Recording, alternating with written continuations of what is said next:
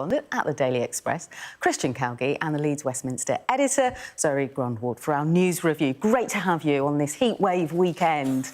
And it's getting hot for the government, isn't it? We'll start with the Financial Times. Starmer faces £4.25 billion fiscal U-turn, and it's all over the welfare bill that's being voted on Tuesday. It is being voted on Tuesday, and it might just pass now, given the concessions granted to his backbenchers last week. 4.25 is actually a combination of £3 billion in welfare cut U-turns, but also the £1.25 billion from the winter fuel U-turns, all of which creates a massive headache and a fiscal black hole for Rachel Reeves, and investors are worried now because they think it sort of proves the government can't take the tough decisions that are necessary. Yeah, it's going to bite them on the bum, isn't it, later in the year, Zoe, because will they have to pull that fiscal drag and change taxes, really? Yeah, absolutely. So there's lots of suggestion that there could be tax rises in the autumn budget, not least because one of the Tories' condition of supporting the original welfare proposals was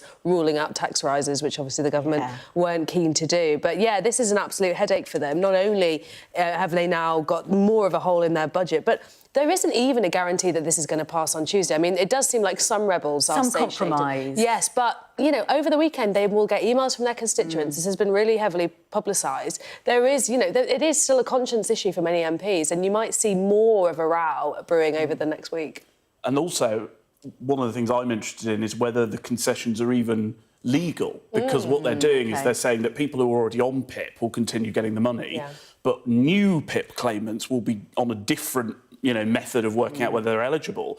And I just am not sure whether our system will be allowed to have that sort of two-tier structure in place. And I think it will go to the High Court, possibly the Supreme Court. Yeah, it's a climb down to kind of take away the intensity within Labour, but as we say in the autumn, where that will lead to. Let's quickly move on to, because we're squeezed for time, it's the iWeekend. Supermarkets told to promote fruit and veg, not junk food. This is all from Wes Streeting. The 10-year health and NHS budgets and plans for the future. I thought supermarkets already do this. Yeah, I mean, this is part of Wes Streeting's push for a preventative health agenda, so people being empowered to take health decisions into their own hands. Hopefully, that will relieve some pressure on the NHS. Now, obviously, that's a very long-term thing, but the thing that really made me raise my eyebrows was stores will face mandatory reporting on how successful they are at nudging customers to swap potatoes for sweet potatoes. Look, I have to say, it's all a bit, you go into any supermarket, a posh supermarket,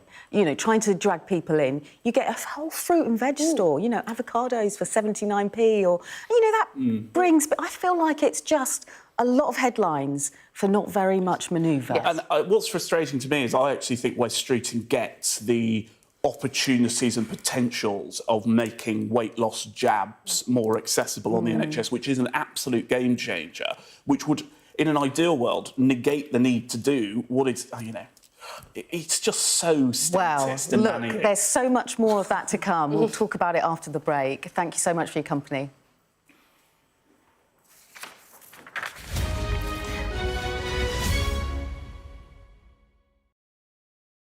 Our app gives you the very best of Sky News wherever you are. Breaking news, videos and analysis. Evidence of the crisis. Podcasts, watching us live. Live here from Washington. Wherever you get your podcast. All in one place. And all at just the touch of a screen. The Sky News app. Get the full story first.